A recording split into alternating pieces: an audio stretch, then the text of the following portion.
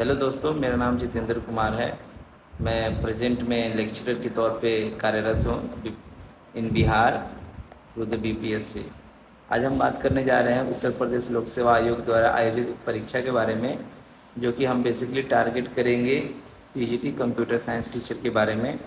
और इस पूरे लेक्चर में हम बात करेंगे कि पिछले साल जो 2018 में जो पेपर आए हुए थे उसके टॉपिक वाइज हम सीरीज स्टार्ट करेंगे, जिसमें हम वन बाय वन सारे टॉपिक को कवर करेंगे। और हम यहाँ पे क्वेश्चन पढ़ेंगे नहीं, हम उस क्वेश्चन के रिगार्डिंग जो भी टॉपिक से क्वेश्चन पूछे गए थे हम उन क्वेश्चन के टॉपिक्स को अच्छे से पहले पढ़ेंगे, फिर उसके बाद आंसर करेंगे। ठीक है। तो आज का जो पहला टॉपिक है हमारा, इसमें हम डीबीएमएस और साइबर सिक्योरिटी से रिलेटेड जितने भी क्वेश्चन पूछे गए थे 2018 में, उसका आज हम प्रॉपर सोल्यूशन देखेंगे। तो ठीक है, तो चलिए आगे बढ़ते हैं। Welcome to Doopy Loopy World. तो पहला जो क्वेश्चन पूछा गया था इसमें डीबीएमएस और साइबर सिक्योरिटी से, कि पहला क्वेश्चन ये है कि monitors users activity on the internet and transmit the that information in background to someone else. यहाँ पे क्या होता है, बेसिकली आपको पास तीन ऑप्शन दिए गए हैं, एक मालवेयर है, एक स्पाईवेयर है और एक एडवेयर है। ठीक है, हमें बस ये देखना है कि दोनों का मतलब क्या होता है। तो पहले हम मालवेयर देखते हैं। मालवेयर क्या होते हैं? मालवेयर बेसिकली मैलिशियस कोड होते हैं। क्या होते हैं? मैलिशियस कोड ऑब्लिक प्रोग्राम आप कह सकते हैं, जो आपके कंप्यूटर को किसी न किसी तरीके से हार्म करते हैं। इसके में आ जाएंगे वायरस आपके आते हैं, ठीक है, स्पाईवेयर भी इसी के अंदर आ जाएंगे, स्पाईवेयर भी इसी के अंदर आएंगे, वॉर्म भी इसी के अंदर आ जाते हैं। ठीक है, तो ये जो मालवेयर है वो एक ब्रॉड कॉन्सेप्ट है। अब आते हैं स्पाईवेयर। स्पाईवेयर क्या करते हैं? स्पाई मतलब होता है, इसके नाम में अगर आप देखेंगे स्पाई, स्पाई मतलब जासूसी करना। अब इस जासूसी कैसे करते हैं ये लोग? अब जैसे मान लीजिए कोई थर्ड पार्टी है, इसने एक स्पाईवेयर बनाया और ईमेल के जरिए या फिर एसडी कार्ड या पेन ड्राइव के माध्यम से आपके कंप्यूटर में इंस्टॉल करवा दिया। अब ये स्पाईवेयर करता क्या है? आपके कंप्यूटर में बैठकर ये मॉनिटरिंग करता रहता है। जो भी आप इंटरनेट पे कोई भी कार्य कर रहे होते हैं तो आपके कार्य को देखता रहता है। अब वो इम्पोर्टेंट क्या होती है, जैसे कि की स्ट्रोक।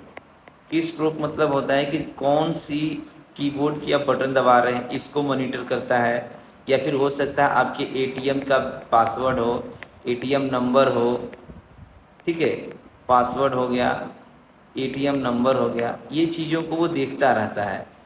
ठीक है, और जो भी इसको बनाया है उसको वो भेजता रहता है। यानी आप अपने स्क्रीन पे जो भी कार्य कर रहे होते हैं उन सभी को रिकॉर्ड करके वो अपने मालिक यानी जो जहाँ से आया है उनको भेजता है। और इसमें यूजर का कोई भी कंसेंट नहीं रहता है। इट मीन्स कि अनऑथराइज एक्सेस होता है और आपको आपके नॉलेज में नहीं रहता कि मेरी इन्फॉर्मेशन कहाँ जा रही है। तो ये जो कार्य होता है मॉनिटरिंग करने का, वो किसका होता है? स्पाईवेयर। तो राइट आंसर हमारा क्या होगा? स्पाईवेयर। ओके, इसमें था एडवेयर। ये एडवेयर क्या होते हैं?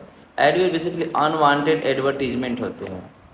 अनवांटेड एडवर्टीजमेंट होते हैं। ये क्या करते रहते हैं? हमारे कंप्यूटर पे बिना यूज़ के, बिना किसी हम जो नहीं चाहते वो भी आते रहते हैं और हमें डिस्टर्ब करते हैं और हमारे इन्फॉर्मेशन को ये जो है लीक करने लगते हैं। ठीक है, बेसिकली ये तरीके से अनवांटेड है, इरिटेशन क्रिएट कर देते हैं हमारे अंदर। ठीक है, अगला टॉपिक जो है वो है a portion of polymorphic virus create a generally called random encryption key to encrypt the reminder of the virus. अब ये पॉलीमॉर्फिक वायरस क्या होते हैं, पहले इनके बारे में सोचिए। ये देखिए, ये हैं पॉलीमॉर्फिक वायरस। ये वायरस जो होते हैं ये बेसिकली वायरस वो वायरस होते हैं, पॉली का मतलब ये हम समझिए अनेक, अनेक, मॉर्फिक का मतलब होता है रूप। ये ऐसे वायरस होते हैं जो होता तो एक ही है, लेकिन समय समय पे ये अपने कोड को यानी अपने रूप को बदलते रहते हैं।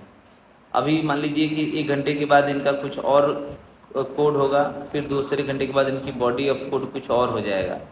बेसिकली ये समय समय पे अपने आप को बदलते रहते हैं, लेकिन इनका मेन जो होता है, मेन फंक्शन, मेन जो इनका कार्य होता है, मेन जो फंक्शन होता है वो चेंज नहीं होता, फंक्शनैलिटी में कोई चेंज नहीं होता है, मेन फंक्शनैलिटी कोई चेंज नहीं होती है। बट इनकी जो आउटर जो कवरेज होती है, जो जिसको एंटीवायरस डिटेक्ट करता है, वो पहचान नहीं पाता है कि ये कौन सा वायरस है, क्योंकि ये अपना रूप बदलते रहते हैं। और इन सब में मदद इनका कौन करता है? Polymorphic engine. कौन करता है? Polymorphic engine. ये क्या करता है? एक रैंडम इंक्रिप्शन की क्रिएट करता है, ठीक है, रैंडम इंक्रिप्शन की, जो कि इस वायरस के बॉडी ऑफ कोड को चेंज करने में मदद करता है। यानी वायरस होता वही है, फिर वो अपना रूप बदल लेता है, ठीक है। जिससे क्या होता है, ये हमारा जो वर्तमान में जो आप एंटीवायरस डाले होते हैं, उसकी डिफिनीशन कुछ पहले से बनी हुई है कि ये फाइल टाइप के वायरस होते हैं, बट ये वायरस अपना रूप बदल लेता है, जिसकी वजह से एंटीवायरस को भी इसको पहचानने में काफ़ी दिक्कत होती है, कर ही नहीं पाता है। समझ में आया? तो ये पॉलीमॉर्फिक इंजन ही है जो पॉलीमॉर्फिक वायरस को प्रमोट करता है, इस बात का ध्यान रखिएगा। तीसरा क्वेश्चन जो है, if a function does not modify the database the purity level. अब यहाँ पे क्वेश्चन आ रहा है, तो प्योरिटी लेवल को समझते हैं। हमारे पूरे डेटाबेस में 4 तरीके के प्योरिटी लेवल की बात की गई है। एक आती है RMDS, RNPS, और एक होती है WNDS, और एक होती है WNPS। अब इसका मतलब समझिए, यहाँ पे आप समझिए, R का मतलब होता है रीड, N का मतलब होता है नो, D का मतलब होता है डेटाबेस,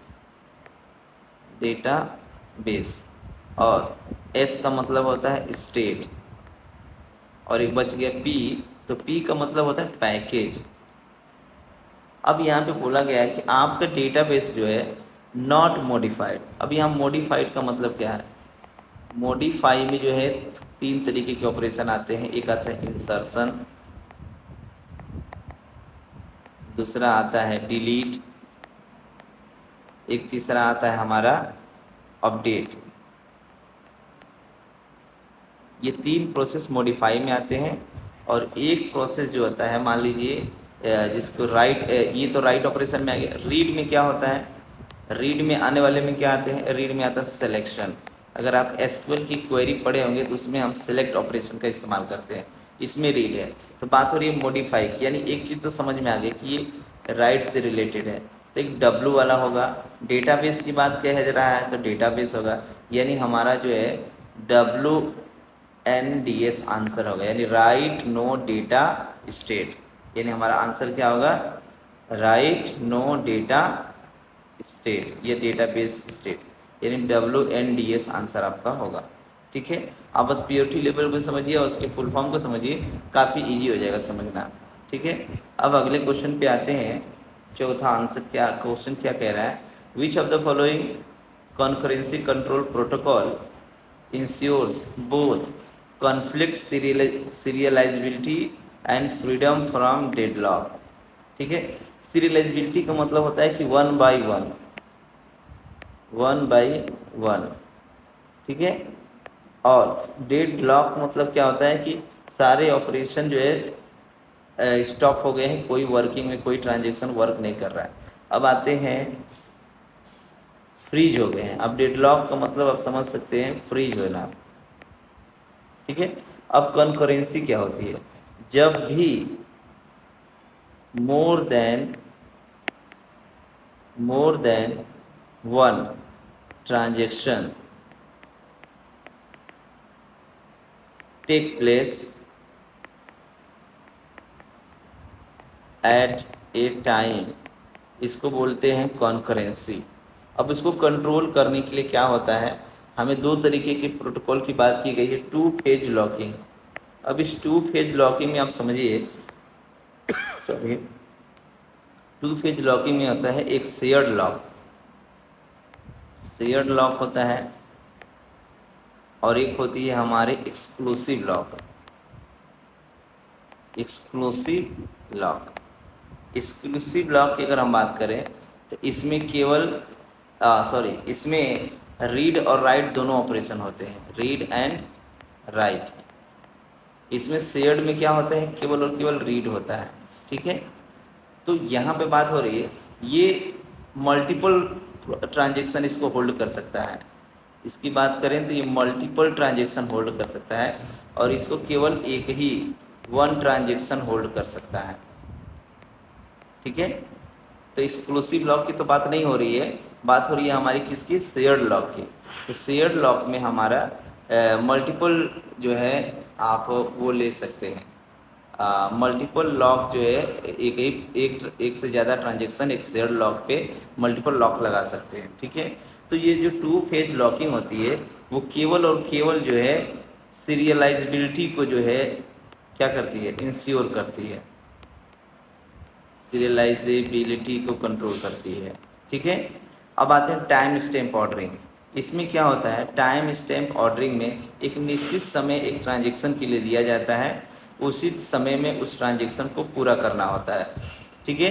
तो ये सीरियलाइजेबिलिटी के साथ साथ डेडलॉक को भी हैंडल करता है। अगर कोई प्रोसेस अगर टाइम स्टैम्प यानी गिवन टाइम में पूरा नहीं हो पाता है तो उसको क्या कर सकता है, कैंसिल कर सकता है, ठीक है, या अवॉइड कर सकता है। तो अगर कोई ट्रांजेक्शन के लिए टाइम दिया गया है तो उसको उसी समय में पूरा करना होता है। तो इससे हमें सीरियलाइजेबिलिटी भी कंट्रोल हो जाती है और डेडलॉक भी कंट्रोल होते हैं। यानी इस प्रोसेस में अगर आप देखें तो हमारा राइट आंसर क्या होगा, ओनली 2, यानी आपका B answer is right answer, ठीक है। अब आते हैं 5वां क्वेश्चन देखते हैं। इसमें लिखा है RDBMS यानी relational database management system, different classes of relations are created using dash technique to prevent modification anomalies. ये मॉडिफिकेशन एनॉमलीज क्या होती हैं, वही आती हैं, एक आता है इंसर्शन, दूसरा होता है डिलीशन और तीसरा है अपडेट। ये मॉडिफिकेशन एनॉमलीज में आएंगी। तो कह रहा है कि अगर कोई भी डेटाबेस में अगर मॉडिफिकेशन एनॉमलीज होगी, यानी डेटाबेस, आपको पता होगा कि डेटाबेस में क्या होती हैं, टेबल्स होती हैं, ठीक है। अगर वो डेटाबेस वेल ऑर्गेनाइज्ड और वेल स्ट्रक्चर्ड नहीं रहेंगी तो उसमें हम जब भी कोई इंसर्शन डिलीशन या अपडेशन का कार्य करेंगे तो डेटा इनकॉन्सिस्टेंट मिल सकता है, या डेटा में जो है प्रॉपर इंटीग्रिटी बनी नहीं रहती है। तो उसको मेंटेन करने के लिए हम क्या करते हैं, नॉर्मलाइजेशन करते हैं। क्या बोलते हैं, नॉर्मलाइजेशन हम लोग करते हैं, ताकि हम, इसमें होता क्या है, एक बड़ी टेबल को 2 या 2 से अधिक टेबलों में क्या किया जाता है, तोड़ दिया जाता है, जिससे हमारा रिलेशन बिल्कुल दो टेबलों के बीच में क्या होती है, एक वेल मैनर्ड और वेल स्ट्रक्चर्ड हो जाती है, जिससे हमें एनोमलीज जो भी दिक्कतें आती हैं वो क्या होती हैं, दूर हो जाती हैं।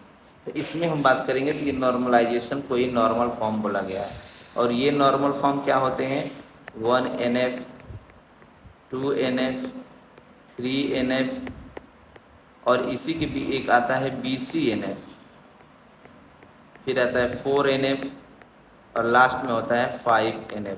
इतना NF नॉर्मलाइजेशन होता है। आप इसका चाहें तो हम एक वीडियो बना देंगे अलग से, उसके लिए आप कमेंट करिएगा। लेकिन ये बहुत ही ज़रूरी है, कहीं ना कहीं किसी भी कॉम्पिटिटिव एग्ज़ाम में इस नॉर्मलाइजेशन से 1-2 क्वेश्चन जरूर पूछे जाते हैं।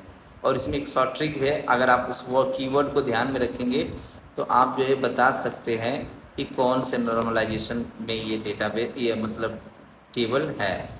अब अगले टॉपिक पे बात कर लेते हैं। अगले जो ऑप्शन दिए हुए हैं, रिफरेंशियल इंटीग्रिटी, ये बेसिकली क्या करती है, रिफरेंशियल इंटीग्रिटी जो है रिलेशनशिप इस्टेब्लिश करती है, कि रिलेशनशिप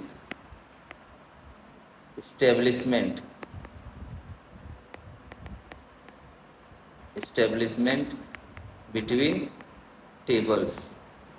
रिफरेंशियल इंटीग्रिटी जो है 2 या 2 से अधिक टेबलों में क्या करती है, रिलेशनशिप इस्टेब्लिश करती है। इसमें हेल्प कौन करता है,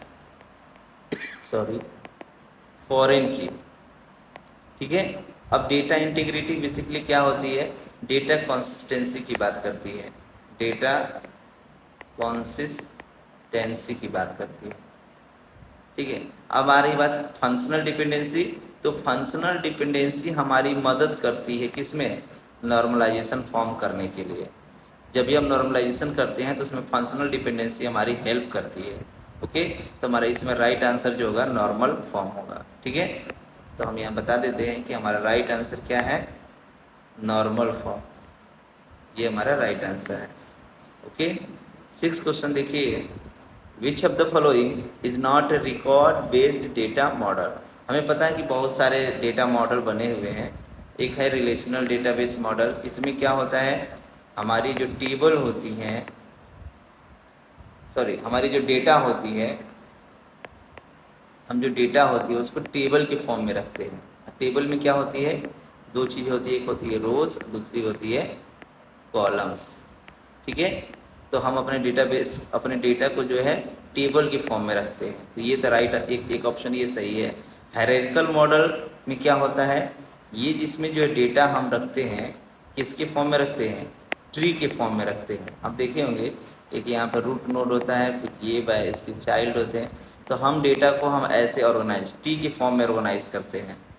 और तो यानी ये भी ऑप्शन सही है। एक होता है नेटवर्क मॉडल। नेटवर्क मॉडल में क्या होता है कि हम अपने डेटाबेस को जो है ग्राफ के थ्रू जो है रखते हैं, यानी एक ऐसे बना देते हैं।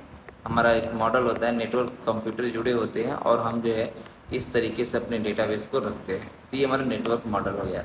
ये सारे डेटाबेस को कैसे रखता, स्टोर किया जाता है ये बताते हैं।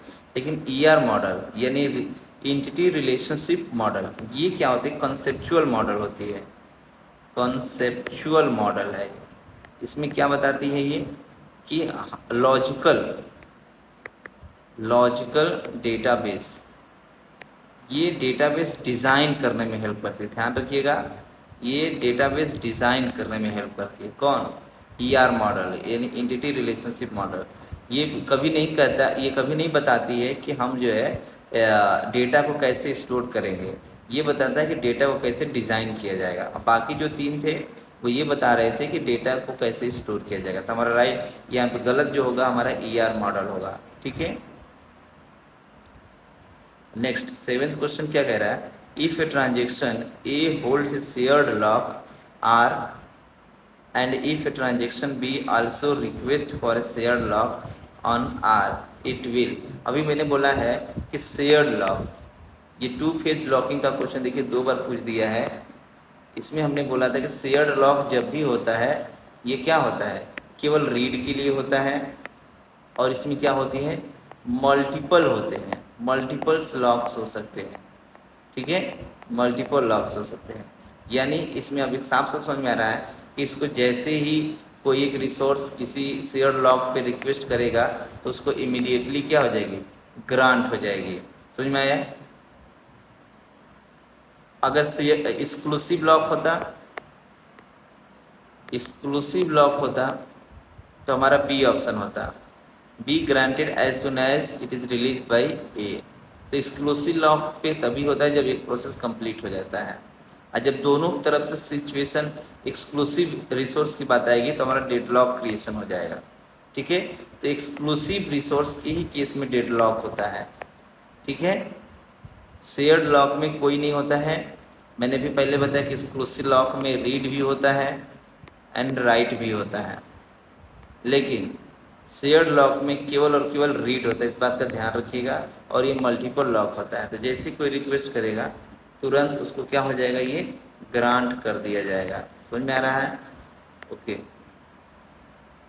8 क्वेश्चन इसमें क्या कह रहा है, a data model is a collection of conceptual tool for describing. Obvious बात है, जब कभी भी अब डेटा मॉडल, हम कोई भी डेटा मॉडल बनाते हैं उसमें हर चीज़ का ध्यान दिया जाता है।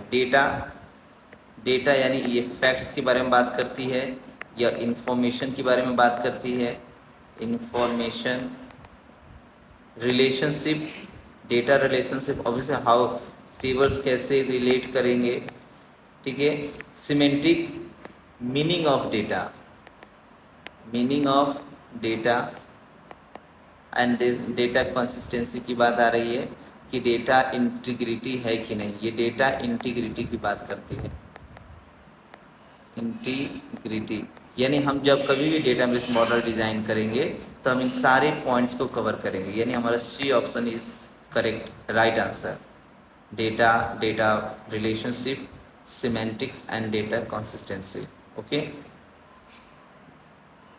नेक्स्ट है the difference operation removes common tuples from the first relation. देखिए, पहली चीज़ हमें एसोसिएटिव समझना पड़ेगा। एसोसिएटिव क्या होती है, कम्यूटेटिव क्या होती है। तो हम देख लीजिए, कम्यूटेटिव रिलेशन किसको बोलते हैं। इससे भी बहुत सारे क्वेश्चन पूछे गए हैं इस बार। कम्यूटेटिव कहते हैं, मान लीजिए ए माइनस बी है तो इसको क्या है, बी माइनस ए भी सेम आंसर होना चाहिए। अगर ऐसा है तो कम्यूटेटिव रिलेशनशिप होगा। ठीक है, अब एसोसिएटिव की बात कर लें, तो अगर हम एसोसिएटिव की बात करें, यहाँ पे देखिए एसोसिएटिव क्या कहती है कि अगर ए माइनस बी है सी, तो इसका आंसर क्या होना चाहिए, ए माइनस बी माइनस सी भी और आंसर होना चाहिए। अब एग्जाम्पल में देख लेते हैं, अगर ऐसा होगा तो कम्यूटेटिव होगा, अगर ऐसा अगर ये फॉलो होता है तो एसोसिएटिव होगा। तो एग्जाम्पल में देख लेते हैं। तो मान लीजिए कि एक रिलेशन है, इसमें 1 2 3 तीन टपल हैं, और बी जो है इसमें कौन से टपल हैं, 3 2 1 सॉरी 4। इसको हम सीक्वेंस में ले लेते हैं ताकि हमें इजी रहेगा पहचानने के लिए। हमने ले लिया व्हाट 2 3 4। अब हम a माइनस बी करेंगे तो a माइनस बी हमारा क्या आंसर आएगा, a माइनस बी में हमको मिलेगा, क्या मिलेगा, 2 और 3 हट जाएगा, 2 और 3 हट जाएगा तो हमको क्या मिलेगा, 1 आंसर मिलेगा। लेकिन अब वहीं पे करेंगे b माइनस ए तो हमें क्या आंसर मिलेगा, इसमें मिलेगा हमको जो है 4 मिलेगा। तो क्या ऐसा कम्यूटेटिव है, नहीं, इसका मतलब ये नॉन कम्यूटेटिव है। क्या है, नॉन कम्यूटेटिव होता है। डिफरेंस वाला जो भी होता है वो क्या होता है, नॉन कम्यूटेटिव होता है। अब हम चेक करेंगे एसोसिएटिव प्रॉपर्टी को। तो हम ए की वैल्यू क्या ले लेते हैं, ए की वैल्यू हमने ले लिया 1 2 3, ठीक है।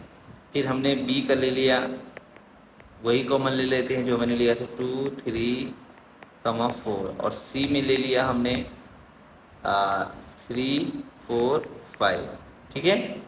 अब चलिए, अब हमें पहले कंडीशन को चेक करते हैं। तो a माइनस बी, तो a माइनस बी जो हमारा आंसर होगा, a माइनस बी, इसमें क्या आएगा, इसमें से ये जो है 2 3 कॉमन है और 2 3 कॉमन है, तो क्या मिलेगा हमको जो है 1 मिलेगा। क्या मिलेगा, 1 मिलेगा, ठीक है। इसमें से हम c माइनस करेंगे, c माइनस करेंगे तो c में ऐसा कोई 1 नहीं है, इसका मतलब कि हमारा आंसर 1 मिलेगा। अब आते हैं हम इस वाले प्रोसेस में। तो पहले हम b में से c को माइनस करेंगे, तो b माइनस सी करके देखते हैं। तो b में क्या लिखा हुआ है, 2 3 4, इसमें लिखा है 2 3 4। तो यहाँ से हमें जो है केवल क्या मिलेगा, माइनस कर देंगे तो हमको 4 मिलेगा, ठीक है। क्या मिल रहा है, 4 मिल रहा है। उसमें से a में से 4 माइनस करेंगे, a हमारा कितना है 1 2 3 है, इसमें से 4 माइनस करेंगे तो इसमें कोई कॉमन नहीं है, तो हमें फिर 1 2 3 मिल जाएगा। हमें पहले केस में क्या मिला था, 1 मिला था, और दूसरे केस में क्या मिला 1 2 3। इसका मतलब ये साफ हो रहा है कि ये नॉन कम्यूटेटिव भी, नॉन एसोसिएटिव भी है। क्या है, नॉन एसोसिएटिव भी है। इसका मतलब कि हमारा राइट आंसर क्या होगा, non commutative and non associative, ठीक है। ये हमारा राइट आंसर होगा। आप चेक कर सकते हैं, डिफरेंस के लिए कभी भी कम्यूटेटिव और नॉन कम्यूटेटिव नहीं होता है। ये इसे रिलेशन में भी होता है कॉमन टपल के लिए। तो ये बहुत ही इम्पोर्टेंट क्वेश्चन है और बहुत टफ भी होता है, ये बहुत रेयर बच्चे कर पाते हैं, ठीक है। आते हैं 10वां क्वेश्चन में, क्या है, which of the following is possible security thread. ये बहुत ही इजी क्वेश्चन है, ठीक है। ये समझिए, तो ये बोनस क्वेश्चन होता है, ठीक है। हमें डेटाबेस को प्रोटेक्शन करने की क्यों ज़रूरत है भाई, इंफॉर्मेशन डिस्ट्रक्शन यानी डेटा लॉस को बचाना है, ठीक है। डिलीशन को बचाना है, यानी जो भी होता है हमें डेटा लॉस नहीं होना चाहिए, डिलीशन नहीं होना चाहिए, तो इसको डिस्ट्रक्शन, तो हमें इससे बचाना चाहिए। डेटा अल्ट्रेशन यानी मॉडिफिकेशन अनऑथराइज्ड, अल्ट्रेशन का मतलब होता है unauthorised deletion, deletion of data, ठीक है। तो हमें इसके लिए भी रेडी होना पड़ता है। और डेटा रिलीज यानी डेटा ब्रीच की बात कही जा रही है, डेटा ब्रीच की बात कही रही है, तो हमें डेटा ब्रीच भी नहीं करना है। तो हमें जो है इसमें हर एक पॉइंट को ध्यान में रखा जाता है, इसलिए हमारा राइट आंसर क्या होगा, ऑल ऑफ द एबव, ठीक है। सलामी अटैक, सलामी अटैक का मतलब समझिए ये किससे रिलेटेड है। इसमें होता क्या है कि इसमें जो है मान लीजिए एसबीआई का ये एक ब्रांच है, ठीक है। इसमें मान लीजिए कि 1 लाख यूजर का अकाउंट है। अब इसमें होता क्या है कि जो हैकर्स होते हैं वो इसमें से हर अकाउंट में से 1 रुपया या हो सकता है 50 पैसे ही हर अकाउंट से क्या कर रहे हैं, निकाल लेते हैं, ठीक है। तो अभी ये जो है ये अमाउंट जो है अननोटिसेबल होती है, ये नॉट नोटिसेबल होती है, ठीक है, नॉट नोटिसेबल होती है। आपको ग्राहकों को पता ही नहीं चलता कि मेरा पैसा कटा भी है कि नहीं कटा है, लेकिन एक लॉन्ग पीरियड ऑफ टाइम में ये क्या होती है, एक बड़ा अमाउंट बन जाती है। तो सलामी अटैक बेसिकली यही इसी अटैक को बोलते हैं कि नॉट नोटिसेबल हैकिंग या पैसे को चुराना ही सलामी अटैक के नाम से जानता है। तो पैसे की जब भी बात आती है तो किस में चला जाता है, फाइनेंशियल क्राइम में चला जाता है। ये आपका राइट आंसर होगा। बस सलामी अटैक का मतलब समझिए होता क्या है, okay. What is, next question है, what is multi partite virus. Multi मिस होता है अनेक, पार्टाइट मतलब पार्ट होता है, ऐसे वायरस जो कंप्यूटर के मल्टी पार्ट में होते हैं, जैसे एक रैम में भी हो सकता है, रोम में भी जा सकता है, हार्ड डिस्क में भी जा सकता है। तो ऐसे वायरस आपके प्रोग्राम आपके कंप्यूटर को के डिफरेंट पार्ट्स को क्या करते हैं, ख़राब कर देते हैं। हार्ड डिस्क हो गया, हार्ड डिस्क में काम कर सकता है, रोम आपका ख़राब कर सकता है, रैम आपका ख़राब कर सकता है, ठीक है। तो ऐसे वायरस को बोलते हैं बूट सेक्टर वायरस। बूट में क्या होता है कि जो जहाँ से कंप्यूटर आपका पहली टाइम स्टार्ट होती है, जहाँ से ओएस लोड होता है, उस चीज़ को भी क्या कर देते हैं ये लोग, ख़राब कर देते हैं। यानी hybrid of program virus and boot sector virus, ये मल्टी पार्टाइट होती है। यानी आपके प्रोग्राम को तो इन्फेक्ट करते हैं, यानी एग्जीक्यूटिबल फाइल जो होती है उसको भी ख़राब करते हैं, जितने भी प्रोग्राम होते हैं, सॉफ्टवेयर्स होते हैं, उसको भी वो लोग इन्फेक्ट करते हैं। और आपके बूट सेक्टर यानी ऑपरेटिंग सिस्टम जहाँ लोड होता है उसको भी ख़राब कर देते हैं, ठीक है। बस इतना समझिए। नेक्स्ट है 13 क्वेश्चन है, the main purpose of data protection act. बहुत ही इजी सवाल है, ऐसे सवाल आपको गलत नहीं करने। अगर ऐसे सवाल गलत हो जाएंगे इसका मतलब कि आप कंपटीशन से बाहर हो जाएंगे, ठीक है। इजी क्वेश्चन कभी गलत नहीं होना चाहिए। तो इसमें बात आ रही है कि डेटा प्रोटेक्शन एक्ट ये क्या करता है। तो डेटा प्रोटेक्शन एक्ट बेसिकली आपके पर्सनल डेटा को सिक्योर करने के लिए कहा जाता है। आपको पता होगा इंडियन कॉन्स्टिट्यूशन में आर्टिकल नंबर 21 ये राइट टू प्रोटेक्शन, आपका राइट टू डेटा प्रोटेक्शन या राइट टू प्राइवेसी का जो है आपको फंडामेंटल राइट्स यानी मौलिक अधिकार ये प्रोवाइड करता है। और ये भारत में जो है 2017 में जो है आपको लागू किया गया है, ठीक है। तो डेटा प्रोटेक्शन एक्ट आपकी क्या करती है, पर्सनल डेटा को सिक्योर करने में मदद करती है। अब आते हैं डेटा प्रोटेक्शन, ये 14 क्वेश्चन में व्हाट इज डेटा, सॉरी 2 बार आ चुका है यहाँ पे मिसप्रिंट है, what is data encryption standard DES। तो अब यहाँ पे पहले समझिए इंक्रिप्शन क्या होता है। इंक्रिप्शन बेसिकली, इंक्रिप्शन 3 तरीके के होते हैं। एक तो हमारा होता है सिमेट्रिक, एक होती है नॉन सिमेट्रिक, और एक होती है हैशिंग। ये उसी का पार्ट है, बेसिकली हम इसको अलग अलग पढ़ेंगे। सिमेट्रिक में क्या होता है कि ए पब्लिक की प्राइवेट की दोनों एक ही होती है, यानी इंक्रिप्शन के लिए भी और डिक्रिप्शन के लिए भी एक ही की का इस्तेमाल किया जाता है, प्राइवेट की का। इंक्रिप्शन और डिक्रिप्शन ये दोनों एक ही की से की जाती है। नॉन सिमेट्रिक में क्या होता है, इसमें जो है पब्लिक की इंक्रिप्शन के लिए, प्राइवेट की डिक्रिप्शन के लिए, एंड वाइस वर्सा है, यानी प्राइवेट की भी इंक्रिप्शन के लिए और पब्लिक की डिस्क्रिप्शन के लिए। मतलब इंक्रिप्शन और डिक्रिप्शन के लिए दो अलग अलग की इस्तेमाल की जाती है, उसको नॉन सिमेट्रिक बोलते हैं।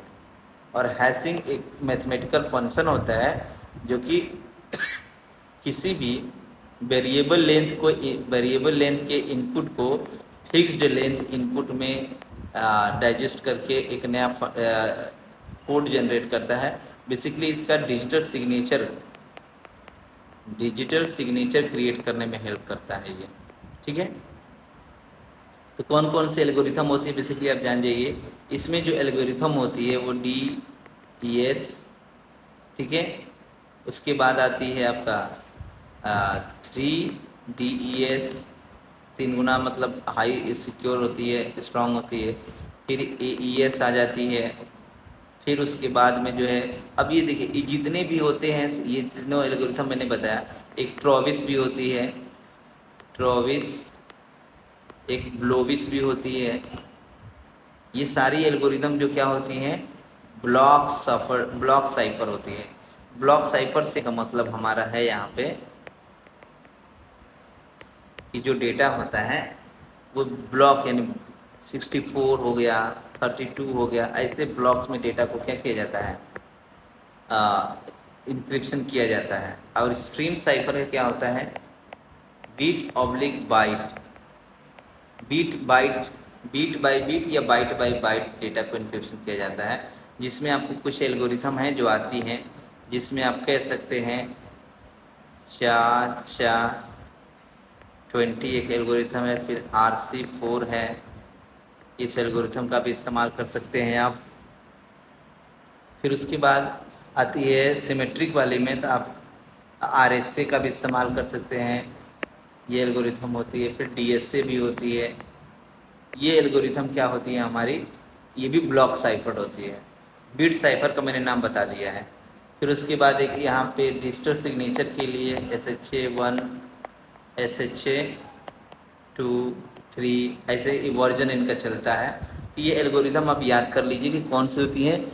आपको मैंने बताया बिट स्ट्रीम साइफर में मोस्टली यही होती है। एक सालसा करके भी एक आती है, सालसा, ये भी एक एल्गोरिथम होती है। ये तीनों एल्गोरिथम जो है क्या मानी जाती हैं, स्ट्रीम साइफर। इसमें जो है इंक्रिप्शन बीट बाय बीट या बाइट बाय बाइट किया जाता है। लेकिन ब्लॉक साइफर में हम देखते हैं कि ब्लॉक ऑफ बाइट, यानी लगभग 64, किसी में 56 भी होता है, 32 ब्लॉक्स बिट में एक साथ इंक्रिप्शन किया जाता है। तो यहाँ पर हमारा राइट आंसर होगा ब्लॉक साइफर, ठीक है।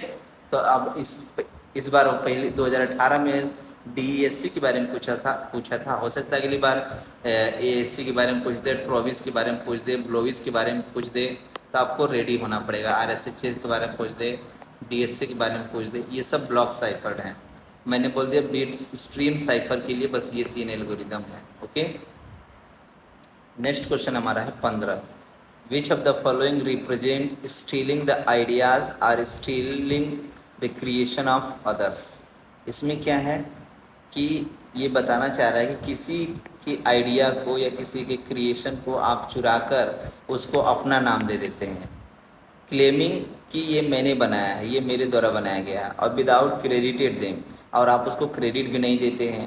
तो इस तरीके की जब भी कोई बात होती है तो उसको कंप्यूटर की भाषा में एक वर्ड आता है जिसको बोला जाता है प्लेगरिज्म, ठीक है। ये क्या होता है, इसके अंतर्गत अगर किसी का कोई कंटेंट है, चाहे वो डिजिटल हो, चाहे म्यूजिक हो, चाहे वीडियो हो, अगर आप उसको यूज कर रहे हैं और कह रहे हैं कि मेरा हुआ है और उसको बता भी नहीं रहे हैं कि हमने इसको कहाँ से लिया है, इस तरीके का अगर आप करते हैं तो ये साइबर क्राइम के तौर पे जाना जाता है, ठीक है। आपको जेल भी हो सकती है, ये ऑफेंसिव है, हमारे इंडिया में क्राइम है। तो इसको कंप्यूटर की भाषा में इसको हम एक वर्ड देते हैं प्लेगरिज्म, ठीक है। ये रहा 15 क्वेश्चन जो हमारे 2 टॉपिक से आए हुए थे, DBMS और साइबर सिक्योरिटी से। ठीक है, तो आई होप कि आपको बहुत कुछ क्लियर हुआ होगा। एक तो आपका पेपर सॉल्व हो गया और उससे रिलेटेड मैंने जितना हो सकता है मैंने आपको टॉपिक बताया है, उससे कुछ जो जितना हो सके मैंने आपको बताया कि क्या इसका मेन पॉइंट है। उससे रिलेटेड टॉपिक को किया कि भविष्य में अगर इससे रिलेटेड कोई और क्वेश्चन आएगा तो आप रेडी रहेंगे उसका आंसर देने के लिए। ओके, तो थैंक यू। मिलते हैं अगली वीडियो में। अगली सीरीज जब आएगी तो हम आपसे बात करेंगे। अगली वीडियो में बहुत जल्द लेके आएंगे। कोशिश करेंगे कि इस बार जो है सी प्रोग्रामिंग से रिलेटेड जितने भी क्वेश्चन आए हैं उसको डिस्कस किया जाए। और ये एक बहुत ही इम्पॉर्टेंट है क्योंकि सी प्रोग्रामिंग से मोस्टली सबसे ज़्यादा क्वेश्चन पूछे गए हुए हैं। तो अगर आप सी प्रोग्रामिंग का क्वेश्चन देखना चाहते हैं तो आगे बने हमारे यूट्यूब चैनल को सब्सक्राइब कर लीजिए। वीडियो को अगर अच्छा लगा हो तो लाइक शेयर और सब्सक्राइब जरूर कर लीजिएगा। तो मिलते हैं अगले वीडियो में, तब तक के लिए थैंक यू, बाय बाय।